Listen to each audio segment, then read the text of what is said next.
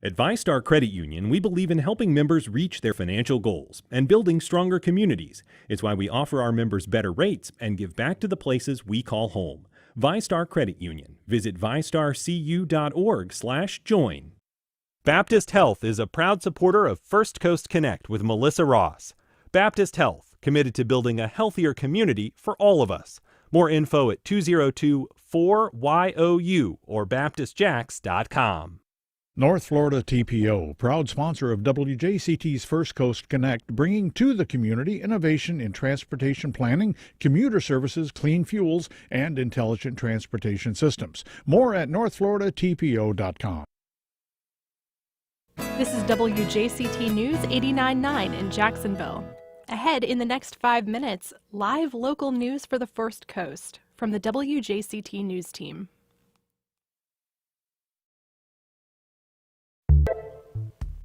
It's the biggest stories from the week.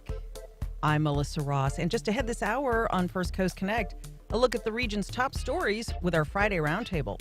As journalists at the Times-Union prepare to go on strike, Latinos across the state are walking off their jobs for a day without immigrants, and new court testimony about the greed and deception behind the botched attempt to sell JEA. All of those stories ahead. Then later in the hour, we welcome New York Times bestselling author Susan Orlean to Studio 2, a preview of her Lit Chat this weekend at the Jacksonville Public Library. It's all ahead. Minute after 9, this is WJCT News 89.9 in Jacksonville. Student data will be protected under a bill signed by Governor Ron DeSantis. Gina Jordan reports. It's called the Student Online Personal Information Protection Act. As of July 1st, websites and apps used by schools will be barred from engaging in targeted advertising to students. Operators will not be able to share, sell, or rent student information or use data to amass a profile on a student. The bill also says such companies cannot compile more information than is reasonably necessary to operate the websites and apps. I'm Gina Jordan. City officials dedicated a permanent memorial to one of Mandarin's favorite sons yesterday morning as the sprawling Mandarin Park was renamed for the late former mayor Tommy Hazuri. The city council approved the idea in October, voting to honor the man who was the community's council member from 2015 until his death in September 2021. Hazuri was also a state representative and Duval County School Board member. As a mayor, he pushed for voters to approve a sales tax to replace the tolls on the city's bridges. Hazuri underwent a lung transplant in mid-2020 but died from complications a year later. He was 76. The Southeastern Conference will play 8 league games in 2024 when it expands to 16 teams with the additions of Oklahoma and Texas, but beyond that, the schedule model is up in the air. The SEC has been holding its spring meetings on the Florida Gulf Coast this week. Conference leaders have been trying to decide between a 9-game conference schedule that would include 3 annual rivalry games and an 8-game model with 1 annual rivalry game. Partly cloudy and breezy this afternoon with highs in the low 80s today. This is WJCT News 89.9 in Jacksonville. Opinions expressed on the Friday Media Roundtable are those of our panelists and do not necessarily reflect the views of WJCT News.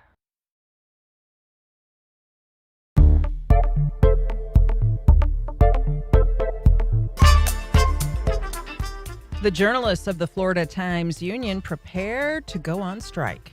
Latinos across Florida walk off their jobs for a day without immigrants. And new court testimony about the greed and deception behind the botched attempt to sell JEA. Some of the stories making headlines this week. Good Friday morning. We are live with you from Studio 2. I'm Melissa Ross, and this is First Coast Connect. Thanks for listening. Just ahead, all of the top stories of the week with our Friday Roundtable, and you can join us right now. Give us a call. It's 549-2937. Then later, New York Times bestselling author Susan Orlean joins us right here in studio. A preview of her big weekend at the Jacksonville Public Library. That's later. But first this hour, it's Friday, and here to round up all the week's news, we welcome David Bauerlein of the Florida Times-Union. Hey, David. Good morning, Melissa. Writer and regular contributor Nikisha Williams. Hi, Melissa. Good morning, Jacksonville. Good to have you and our own Dan Scanlon of WJCT News. And good morning.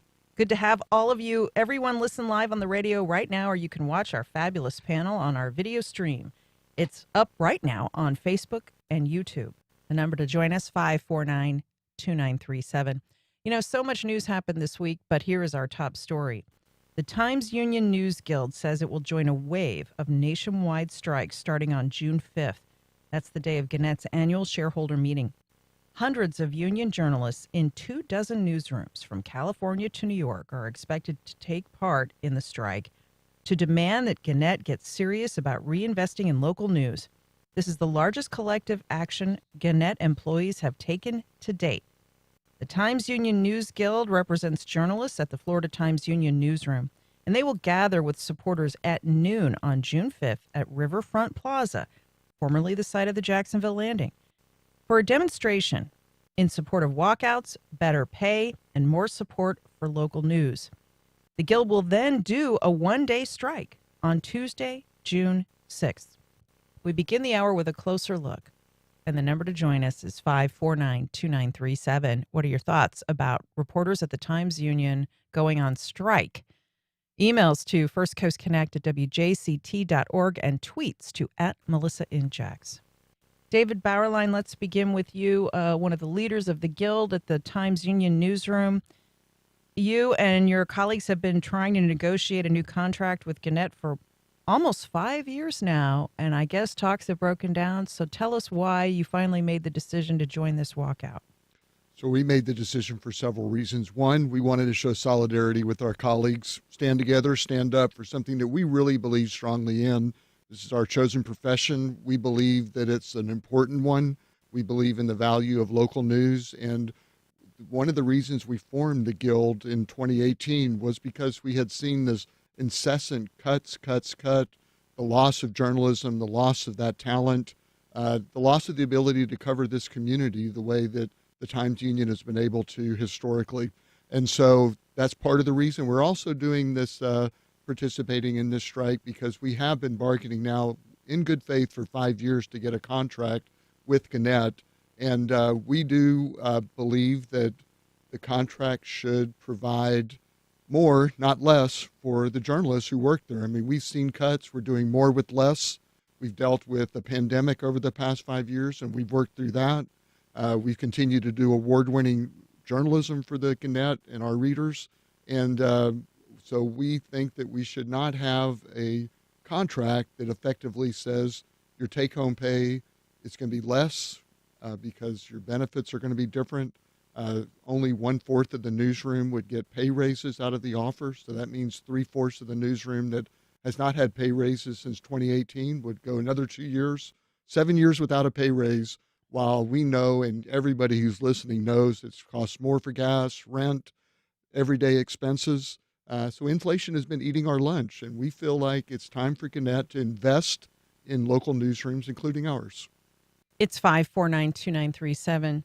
Now, in your announcement, you point out that Gannett journalists held a webinar in May with shareholders, and you said that the management of the company, courtesy of board chairman and CEO Mike Reed, has demoralized newsrooms and made it impossible for reporters to produce quality journalism. Reed under fire for decimating local news coverage around the country, shrinking pay and benefits for journalists.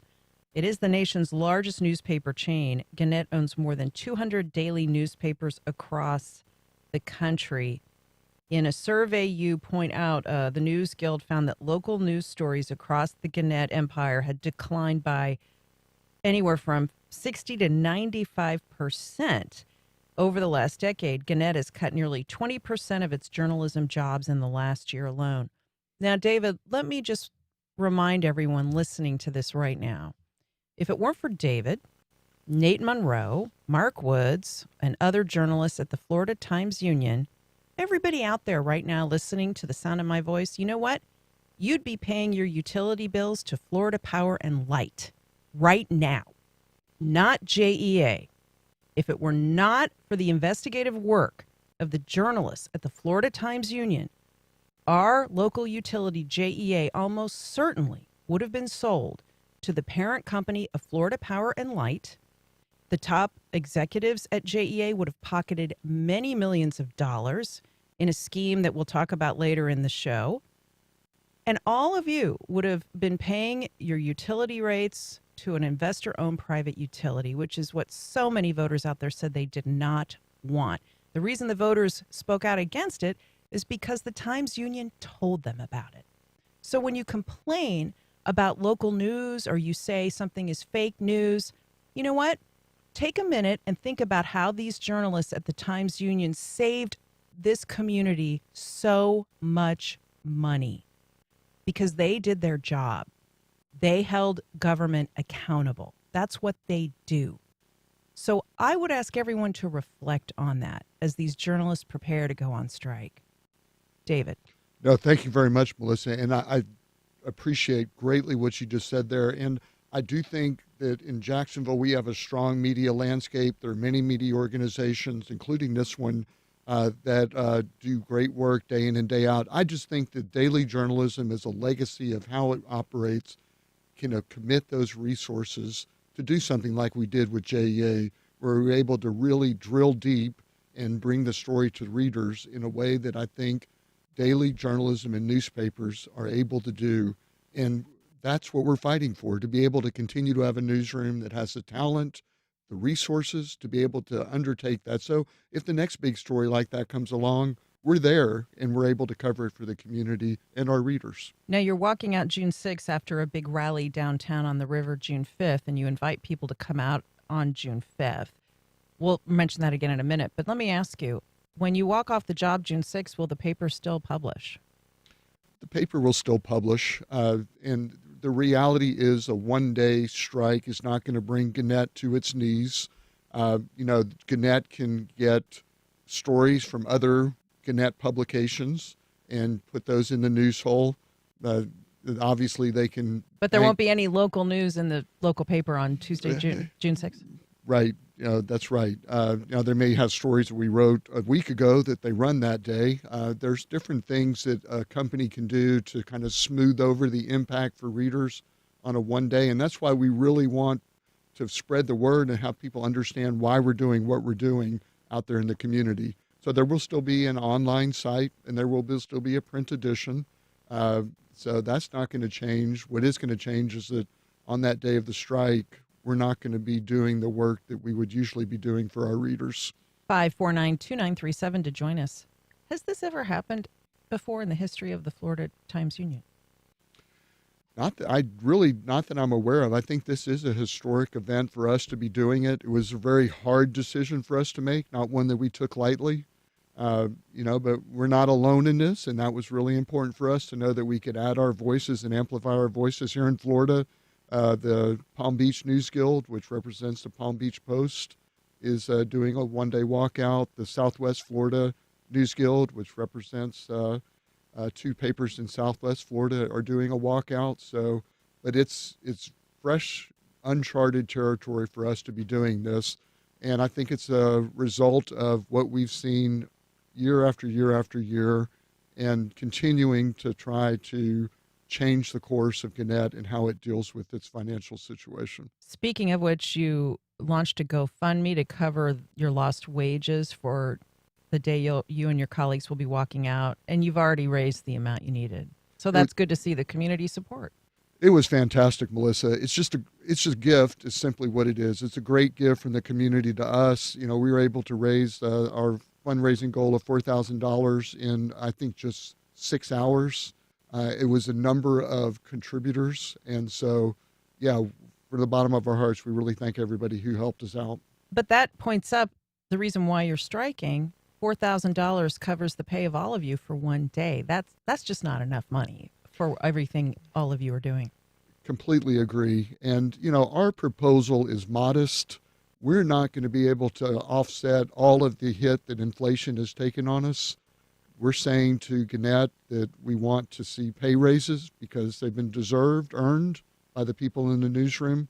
But nobody gets into daily journalism to get rich. Yeah, of course. That is absolutely true. And we're not looking to get rich either. We're looking to have our work respected, valued, and to and to keep up with the cost of living so that we can continue to do this work that we love to do. Give us a call at 549-2937. We should point out Gannett also got rid of everyone at the St. Augustine Record. No staff left there to cover that growing area either. 549-2937. Dan Scanlon, former TU employee. I spent 34 years at the Times-Union under multiple management, and never had we faced what David and I, up till 6 months ago, was facing. Gannett does not support its people.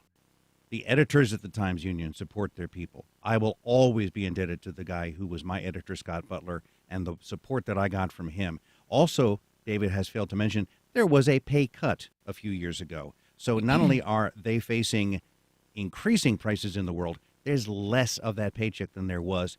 And, the bottom line is there are great journalists there who live here, who care, and some can't even afford to fix their car to get to their jobs. And I think that's basic earning wages is what's important in this world. Having strong local news contributes to a city's quality of life, folks. That's really what it's all about. Your quality of life is better because of the Times-Union. As I mentioned, you're still paying your utility bills to JEA because of the work of their journalists. It's 549-2937, Nikisha Williams. I think that we are at a place in society where we don't value the work that people do in what are considered service industries, and journalism is very much a service industry. As David mentioned, you don't get into local news, which all of us have partaken in some way, shape, or form, either continuing or at one point, to get rich. But it shouldn't be about getting rich. You should be able to live. You should be able to go on a vacation, fix your car, get the roof done if a hurricane comes through, if the water heater goes out, do all of those things. And increasingly, you're not able to do that on a local news salary while also being required to work longer days, longer nights, longer hours, keep up with digital, keep up with social, and provide a service to a community that may call you out as fake news or say, well, I get my news from Facebook or from BuzzFeed or from Vice, and no one sees that without the work of local news, the transparency that we have, not only in our community as with the city government and what happened with JEA, but as a country, is what keeps democracy going. And so you look at what's happening in Jacksonville, and it's happening all over the country. It's happening in multiple industries, and we're not valuing the work that people do to make this community, the city, the state, this country what it is, and that's problematic. 549-2937. It's our Friday Roundtable. Lewis in Jacksonville. Hi, Lewis. Good morning. Is it Lois? Oh, Lois. Little typo there. Go ahead, Lois. Sorry. I just wanted to reiterate what everyone has said, that the value of the Times-Union to me has strictly gone to the value of local news. I can get any of the other information from other sources. I can find about old restaurants, new restaurants opening, old restaurants closing. To me, all of that pales in comparison to what we get from the local news, Bowerline, Monroe, Woods.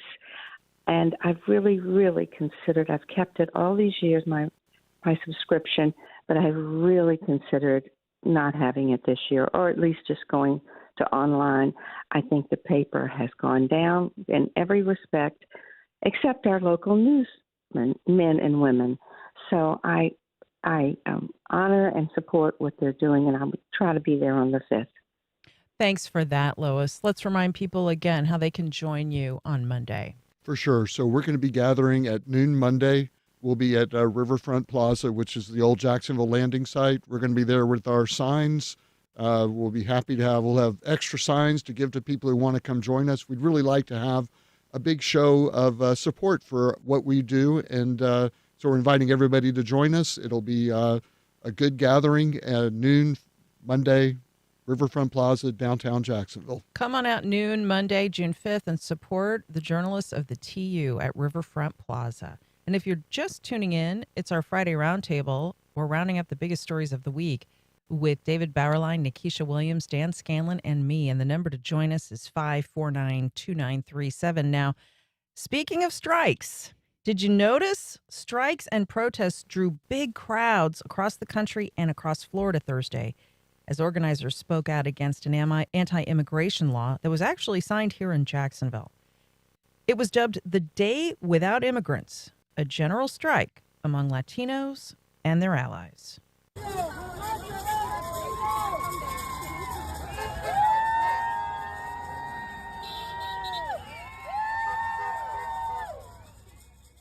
That was passerby honking in support of a big group of protesters I spotted at lunchtime Thursday along Atlantic Boulevard in St. Nicholas.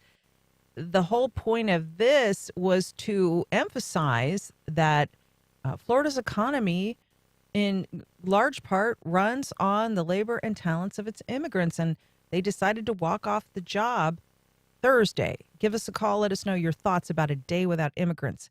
549-2937. Nikisha Williams, there were actions across Florida, but around the country as well. Again, this goes to we do not value the work of people who do service labor. And so, like my daughter's daycare teacher, she's Venezuelan. My daughter doesn't go to anyone else in her daycare but that lady. And I'm grateful for that. But that's another industry where we don't pay people. So you think about a day without immigrants if the most draconian measures that have come up from some political parties and entities were to actually take place, and these migrants, these immigrants who do pay taxes, by the way, can no longer do the jobs and occupy the roles and the labor that they do. Put your strawberries back. Put your oranges back. Clean your own house. All of these service jobs in these industries that people feel unseen and invisible and dehumanized because they're doing work that is deemed beneath some folk or that is labor intensive. There is dignity in all work, and a day without immigrants, really, if they weren't here to do that work, would be very, very difficult. Now, the reason people came out and protested Thursday was in reaction to Florida's new immigration laws. One measure would limit social services for undocumented immigrants. These laws take effect July 1 and are considered among the toughest in any state to discourage illegal immigration. Dan Scanlon. Well, I was there at Miller Electric when the governor signed this bill into effect. Here in Jacksonville. And he did bring the heartstrings with him. He brought a local representative, and he brought another woman who's had family members killed by those illegal immigrants who had some serious problems. But that's a minuscule amount of those people who are out there. The people who are out there are the ones that serve you and make you those wonderful lunches and dinners you eat that are the service industry. And if they're out on the picket line, then suddenly you're going to see an absence of almost every service. And don't forget, everyone here, we're all immigrants. My grandparents came from Ireland and lived in the slums of New York City and then finally got to move out and up.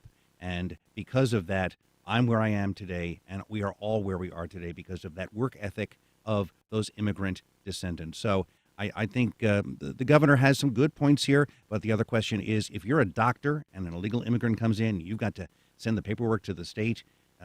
Does that hamper the care for that person? If you're a nonprofit agency who transports people who are coming here to a job site or something like that, do you get in trouble? Does that hamper? It's going to, I think, cause a lot of roadblocks in just the health and care of a lot of people. It is a controversial bill with very strong supporters and detractors. David Bauerlein, the governor, says it's the strongest anti-illegal immigration legislation in America, as Dan said, penalizing funding, it supports funding state transport of immigrants to other states. It penalizes people who employ the undocumented and requires hospitals to collect data if they serve the undocumented. Yeah, it's definitely something that make a strong argument on the campaign trail when Governor DeSantis is running for president, be able to say this legislation was here because there is that in the Republican Party, a lot of opposition to immigration. And I think that that's part of the timing for why it happened this year in the 5th year that he's governor. And so it's something, I don't know whether it's the strongest or not. There does seem to be a competition among Republican governors to one-up each other in terms of how they go forward with trying to make this an issue. And I agree completely with Dan. There is the idea that, well, an immigrant was in a car crash that killed somebody, or there was some violence, and that is a very small portion. The vast majority of immigrants in Florida are actually doing the stuff that gets the tomatoes to your table. When I happened upon the protest at Atlantic Boulevard yesterday at lunch, I just happened to be meeting someone at Havana Jack's for lunch. And I got there, and there were hundreds of people in front of Havana Jack's waving signs and flags, lots of people honking as they supported the group as they passed by. It was a reminder that there is a large, robust immigrant community in this city, and they were making themselves very visible. Thursday, 549-2937. Eduardo at NES Jacks. Eduardo, good morning. Yes, hello. First of all, my sympathy with the members of the journalism profession, because we do need you guys to do your job here locally. We don't want to hear articles about Jacksonville from somebody who's living 1,000 miles from here.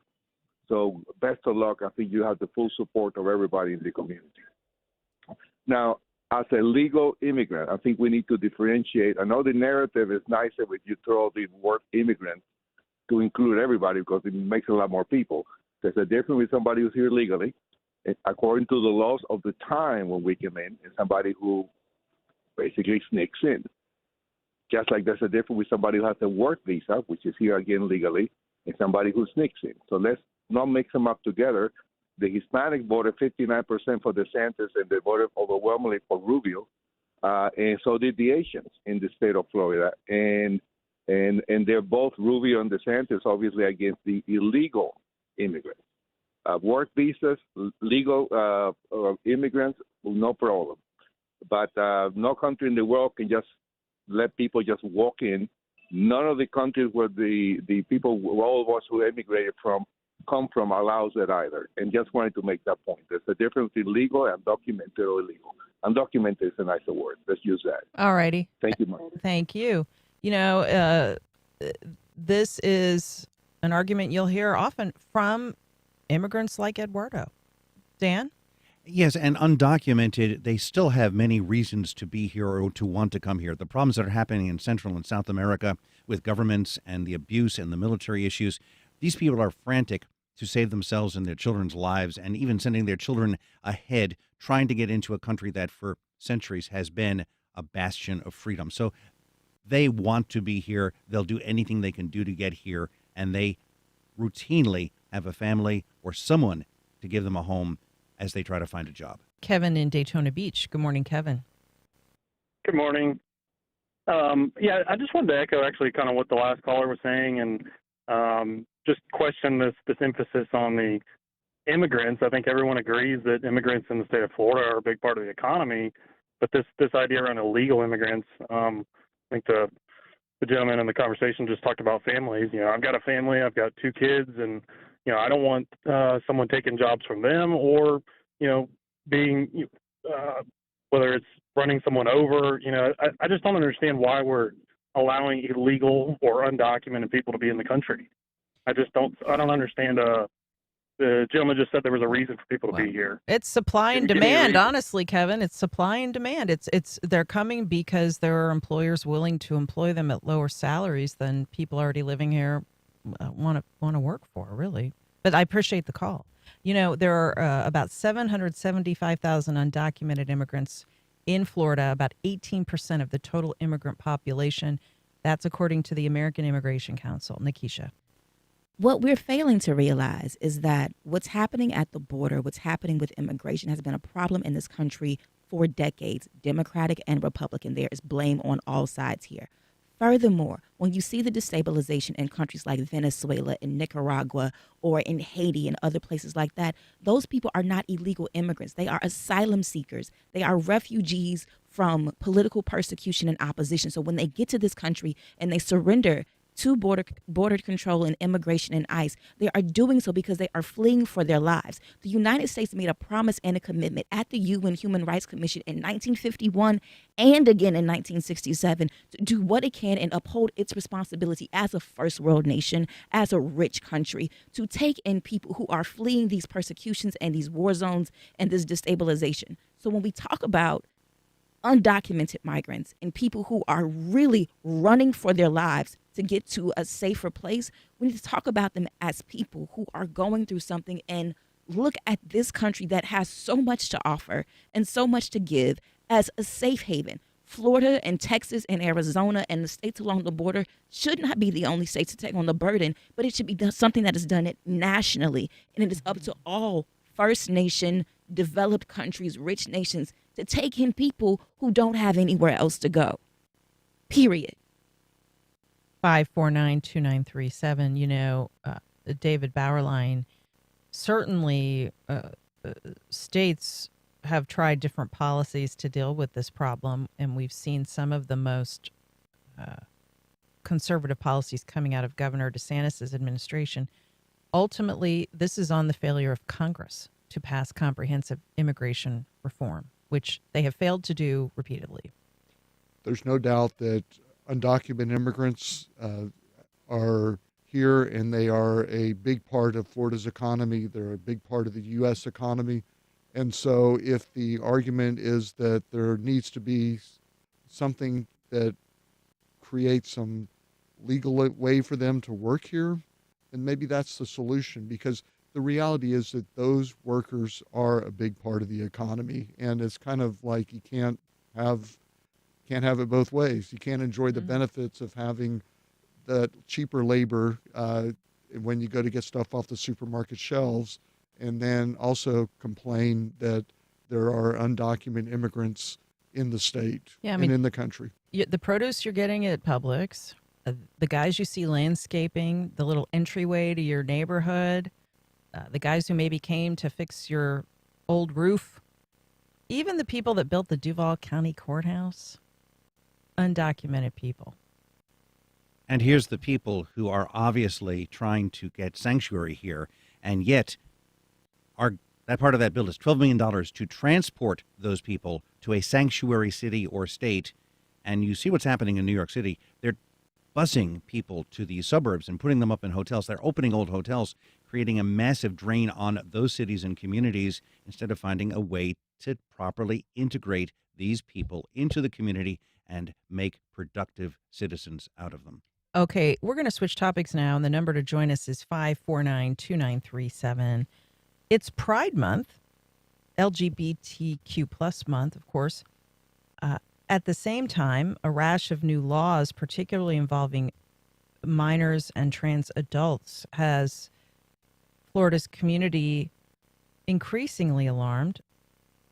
Some events, Pride events, have been canceled in parts of the state.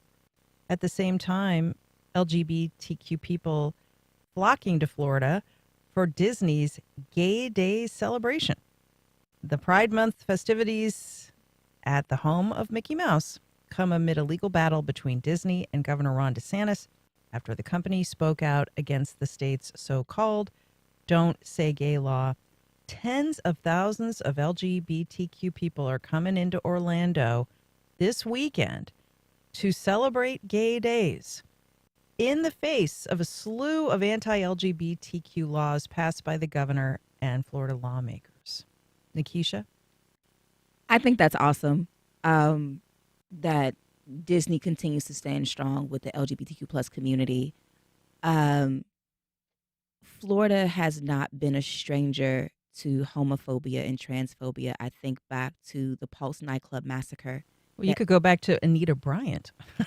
Exactly. But go ahead. And so just codifying in law hatred or othering of LGBTQ plus people, it's just wrong. They're not trying to harm children. And if you don't want your children in that environment as a parent, you don't have to allow them to be in it, because that is your right as a parent. But that doesn't mean that you get to infringe on someone else's right to express themselves as they are, be they gay or lesbian or trans or non-binary or gender non-conforming. They have a right to live their lives and be out and about and proud about it, just as anyone else does. And I think we need to have some common sense here when trying to legislate human life and human activity, because that should go back to like personal autonomy. 549-2937. Dan Scanlon, as I recall, Jacksonville holds its Pride event at a different time than a lot of other Florida municipalities are planning to do this month of June. But some cities around the state have canceled their events because they're concerned of possibly running afoul of new laws. And in Fernandina Beach, just a few weeks ago, their city commission dealt with people who did not want a June 10th event to occur in a public park, the Beach Pride Festival and Parade. A group called Citizens Defending Freedom said they wanted it moved away because of adult content, and those who were part of the organization said there's no adult content. This is just an event where we're hanging out, having good food, and showing our pride. So, and that was a major, major push. It occupied hours of that commission meeting, and it was not on the agenda. So they're going through with it. The mayor told me that they got the permit. It's going on. 549-2937. David Bauerlein, all of these stories we're talking about are really interconnected, whether it's your strike, the Day Without Immigrants strike, Pride Month. Well, in a minute, we'll talk about JEA and what's happening in federal court there. But they really all are part of what's happening in the state of Florida when it comes to the political climate for all of these different groups of people. Yeah, the reporting on so often talks about the climate of fear and hostility that LGBTQ people are feeling in Florida, and that is a shift. And Florida has historically been a pretty welcoming state, in part because Florida is a tourism and economy, and Florida wants to have open doors to all tourists to come here. What I think is interesting is you have on the state level a lot of laws that are causing this reaction for people who live here in the state. And then you have some of the big city mayors who are trying to sound a much different message in terms of encouraging people to still visit and live in their cities. So it's kind of two competing messages. If you're going to Orlando, you may have a different message from the state than you get from the mayor of Orlando in terms of how you feel about spending your dollars in Orlando. Let me ask you about this, Nikisha. There have been calls from LGBTQ groups and the NAACP to not visit Florida. Actual travel advisories to gay people, African Americans, to not visit the state. And despite that, we are still seeing tourists flock to Florida, including, as I mentioned, a lot of people coming in for gay days. And as David just mentioned, I think that it's because of the competing messages. Florida, because it's a tourism-driven economy, the state absolutely wants everybody's tourism dollars, gay, straight, black, white, whatever. Come spend your money, fuel our economy, build our parks, this, that, and the third. But when it comes to quality of life, it seems that the message is you can come and play, but don't stay. As you were speaking, David, it reminded me of the term of sundown towns. And I feel like Florida is becoming like a sundown state where you come in the daytime, do your business, but as soon as the sun goes down, you need to leave because it will be hostile to all of these different groups, black people, immigrants, members of the LGBTQ plus community. And that's difficult for people who occupy one of those or more than one of those identities because you're trying to figure out how do you navigate a state, a community, a city that is hostile to your very being. I am a black woman. I move through the world as a black woman. And so I already face some marginalization just because of my identity. So if you couple that with being black, female, and queer, or trans, or immigrant and trans, and all of these things, then you are in a category where people are looking at you differently. And because of the way that the laws have been passed and written and the way that supporters of those laws act, you may already feel as if you are a problem and that the climate is hostile towards you just when someone looks at you. And that doesn't make you feel safe. And why would you be anywhere? Why would you live anywhere where you don't feel safe? And at this point, Florida is becoming a state where people who occupy many marginalized identities and cross all of those intersections don't feel safe. And now the question is, where do you go? I've been asked on more than one occasion, why do you live in Florida? Why do you stay there? I like Jacksonville. I think I said this in my last column, and I got comments that said I was a racist. But I like Jacksonville. It is home, but I am very well aware I'm a dark-skinned Black woman. I'm raising a dark-skinned Black son. He's going to be tall, he's going to be muscular, and he's going to be deemed a threat or a menace by someone who doesn't know him. That's a problem. But why do I continue to live here? I like it. It's home. The cost of living, despite inflation, is pretty reasonable. But you have to be aware as a person who occupies marginalized identities of the dangers around you, and then choose to live your life in abundance and joy and love anyway. That is resistance. That is resilience. So yes, we heed the calls from the NAACP and the immigrant associations and the ACLU and pride groups. But then you have to decide as a person what is right for you, and can you stand it? Can you live with it? My mother grew up in New Orleans in the 1950s and 60s. She tells me, I will never live in the South again, but I choose to make this home, despite its hostilities. And that's something that when laws are passed, that people aren't thinking about the impact on those who they are targeting. They're thinking about a big score for a presidential campaign. And all politics is local, and this is what it looks like. I think you might have just coined a new phrase. in Sundown State. Sundown State. I hope people are watching the live stream of this and looking at her face. I've been lucky to sit next to you numerous of these events and just watch the ferocity, the intelligence, the fire that comes out of you, Thank you. as a young person, because I'm an old guy.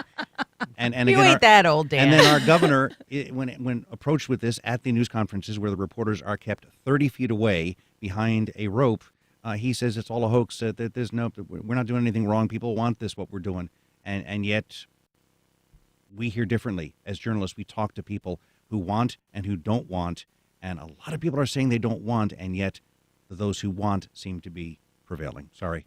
All right. You know what? Earlier in the show, I mentioned JEA and how the work of the Times-Union is what kept JEA in local hands. Well, the reporters at the TU continue to do their work, trying to ferret out what's going on right now, because previously secret evidence and testimony federal prosecutors have disclosed over the course of an 8-day hearing in federal court. Well, it all wrapped up this week and offered up a damning account of the greed and the deception that wrecked the 2019 effort to sell JEA to a private power company presumed to be the parent company of Florida Power and Light. Because of all the controversy, the whole thing collapsed. Former executives of JEA are under indictment. Again, because of the work of reporters, we know all this. David Bauerlein, what are your thoughts about what we've learned as we hear what's happening over at the courthouse? Yeah, so Nate Monroe, our columnist at the Times-Union, who really probably knows this inside out better than anybody else, really had a column that said it was a very compelling case that the government made. And for me, the most striking things were there was an inner circle at JEA who fully understood what the financial windfall would be for a small group of executives if a sale went through. And the board of directors at JEA did not know that, but this inner circle knew that. And there was some testimony by an FBI agent that one of the attorneys who ended up working on the attempted sales process had a conversation where Aaron Zahn, who was CEO at the time, talked about how he expected to get tens of millions of dollars and other top executives $10 million. There was foresight planning in terms of what was going on behind the scenes, unbeknownst to the public, according to the testimony that was brought forward in that court. And it basically fleshes out and firms up the case that the government will make that there was an effort to essentially dupe the board into approving something that would have created huge financial windfalls for a select group of executives if the JEA sale had gone through. that's what I think outraged the public the most. Not the effort to sell JEA, although that was very unpopular, but the effort of Zahn and his senior staff to pocket millions and millions of dollars for themselves. And I'm this amazed. Whole scheme. I'm amazed that the agenda for that meeting was printed on paper, was not posted online, so people didn't know that this was happening. And there was so much evidence presented over the past 8 days that the judge apparently yesterday agreed to motions from both sides to delay the trial because they have to go through hundreds more pages of things, some of which were in private testimony that journalists and audience could not see over those 8 days of hearings. Speaking of which, we recently held an event in our studios about JEA's plan toward a cleaner energy future. They're going to more aggressively move into nuclear and solar power. They want to get to 35% clean energy by the year 2030. Of course, there will be challenges along with that. You can read more about that at jaxtoday.org. And, we are almost out of time. But it's been an incredible news week and so much to discuss. But before we say goodbye, let's go around the horn and see what stories might have escaped your attention this week. Yes, folks, it's our lightning round. And the lightning means that hurricane season is underway. It started yesterday. Hurricane season runs from June 1st to November 30th. And according to forecasters, they're expecting an average season with 12 to 17 named storms, up to 1 to 4 major hurricanes. Florida, get ready for hurricane season. And let me give a big hearty send-off to our colleagues at Channel 4, John Gaughan and Mary Bear, retiring after 30 years on the airwaves over there. Hope they enjoy the next chapter. What's on your mind, Nikisha? I'm going to keep with the theme for today. It's Pride Month, and Summer at the Comer is happening, and it kicks off with Duval folks and a big Pride celebration over there. I think it's tonight on the lawn with Gisela. So go, have fun, be loud and proud, and take lots of pictures. There you go. Dan Scanlon. On Wednesday, a 225-pound bronze bell commissioned specifically for the city's 200th anniversary will be unveiled at the main library, all raised with $30,000 in donations. So some happy news for the 200th anniversary of the city. That's courtesy of the Historical Society, Yes, right? yes. In fact, I think I'm going to be there and cover it for WJCT. Like our own little Liberty Bell, Yes. kind of. All right, that's cool. And David Bauerlein. So there was a nice ceremony this week to formally dedicate Mandarin Park after the late Tommy Azuri, the former mayor, longtime council member, school board member.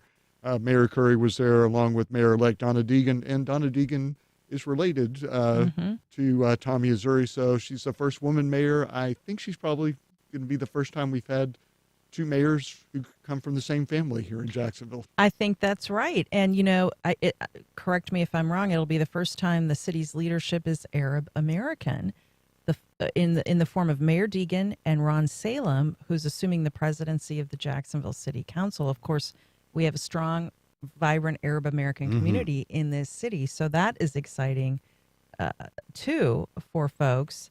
So lots happening all over town. And we want to thank our panel, always doing the good work. Again, as I mentioned, come on out Monday at noon to Riverfront Plaza, the former site of the Jacksonville Landing, and support the Florida Times Union journalists. They'll be there Monday at noon. Thank you, David Bauerlein, Nikisha Williams, and Dan Scanlon for being here today. This week on Science Friday, a tomato researcher has the solution for out-of-control tomatoes. The most frequently asked question is, what do you have that tastes incredible, but I can grow it in a pot. I don't have to climb a ladder. I don't have to take out my whip and tame the thing. How 1,000 backyard scientists help develop new compact varieties. All on Science Friday from WNYC Studios. This afternoon at 3, here on WJCT News 89.9. Good week? This is fabulous. Bad week? Well, I think it is outrageous. Washington still has work to do to avoid a default. Also, why State Farm won't be there for Californians, and NASA goes public about its efforts to explain the unexplained. More on the Roundup next time on 1A. Today, starting at 10 on WJCT News 89.9.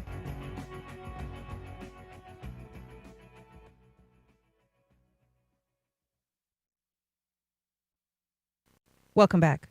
Well, she's the New York Times bestselling author of The Orchid Thief and The Library Book. And this weekend, it's your chance to meet Susan Orlean as she visits the Jacksonville Public Library for 2 days of bookish excitement. Now, tonight, Orlean will be in conversation with local author Michael Wiley about her best-selling books and what it's like to have your work and your life adapted for the big screen. Then, on Saturday morning, she'll come back to share her writing secrets with aspiring local authors. Both events take place in the Conference Center at the Jacksonville, Maine Library. Hey, Susan Orlean, it's so good to have you here in Studio 2, and thanks for joining us. I'm thrilled to be here. All right, so you're coming into town to talk about all of your best-selling books, but let's begin with The Orchid Thief, a national bestseller, and it inspired the Academy Award-winning film adaptation, of course. And what an amazing journey. How did you decide to become a writer, and did you ever anticipate this level of success? I have wanted to be a writer since I could lift a pencil. And I know that makes me sound precocious, but there was something about writing that seemed like magic to me, even when I was a tiny kid.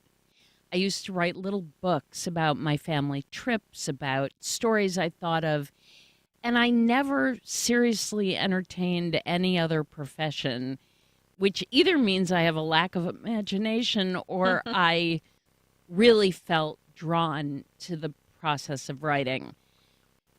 I don't know that I ever dreamed that. I think the first time you see a book of yours on the New York Times bestseller list, you do a lot of pinching and saying, okay, I'm dreaming, right? Mm-hmm.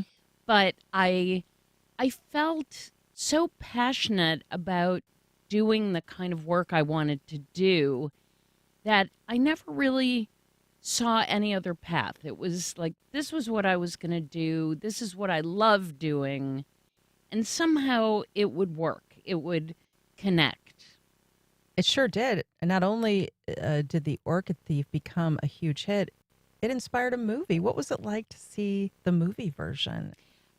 Very strange, very much an out-of-body experience. And the particular adaptation of The Orchid Thief, which was, as a film, known as Adaptation, yeah, was probably the most unusual experience imaginable, because instead of just adapting the story of the book, which was about a Florida man who was arrested for poaching rare orchids. It's always a Florida man, isn't it? It is always a Florida man. I feel like that, I've written a lot about Florida thanks to the many Florida men that we have out there. Yes, we do.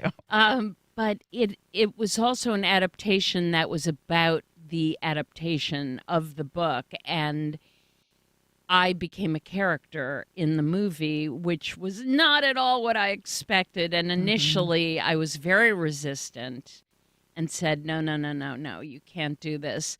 And then I gave in and said, all right, fine, go ahead, and let's see what happens. Seeing Meryl Streep on a big screen say in the movie, hi, I'm Susan Orlean, watching that, it's a moment that you can't quite explain to anybody, except that it's totally surreal. Yeah. And it really was totally surreal. The movie is amazing. Yeah. It is a classic. And to have a work adapted into a film that has really stood the test of time is, of course, an enormous pleasure and honor. Well, what a thrill to have Meryl Streep play you in a movie. I can't even imagine. Now, in your book, The Library Book, you explore the history and the future of libraries. You're adapting that into a limited series with Paramount TV, which is great. You've got a newest book on animals. You're prolific. And you're going to be giving a writer's lab workshop on Saturday so people can learn a little bit about how you did all this. What are some of the most common questions aspiring authors ask you? It's, I think most people grapple with some of the basic issues of motivation, confidence. Writing is an act of nerve. you have to believe you have something to say. Mm-hmm. Excuse me. So I think a lot of people start with the question of just pure confidence. How do I feel confident enough? But what I'm really going to focus on is beginnings and endings. I think a lot of people feel most challenged by really, how do I start? How do I get a reader interested in what I have to say? And it's a lot of fun to look at that aspect of writing because there's certain mechanical tricks that can help you work your way into a story. And so it'll be fun to talk about that. I would think. Now, how many rejections did you get from publishers before you finally got that first book deal? Well, that's not a fair question because I got really? very lucky. And I will say, I don't think my experience was typical. Okay. You hit it right away. Wow. Well, I should say I went out with a book idea. I met a publisher who said, I'm really interested in you as a writer. I don't happen to like, is this really the book you want to write? And I said, well, no, actually it's not. What I really want to write is this completely sort of eccentric book about Saturday night in America. And she said, okay, good, let's do that.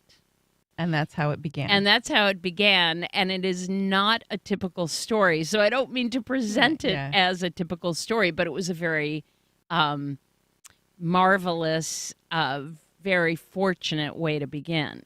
Well, it's a pleasure to meet you. And I invite everyone to come on out to the main library tonight at 6:30 p.m. for a Lit Chat author interview with New York Times bestselling author Susan Orlean. She will sign some books. And then on Saturday morning, 10 a.m., a Writers Lab workshop. Free and open to all current and aspiring writers. That's Saturday at 10 a.m. Susan Orlean, a pleasure. Have fun. Thank you. First Coast Connect is provided by Baptist Health and the North Florida TPO. North Florida TPO, proud sponsor of WJCT's First Coast Connect, bringing to the community innovation in transportation planning,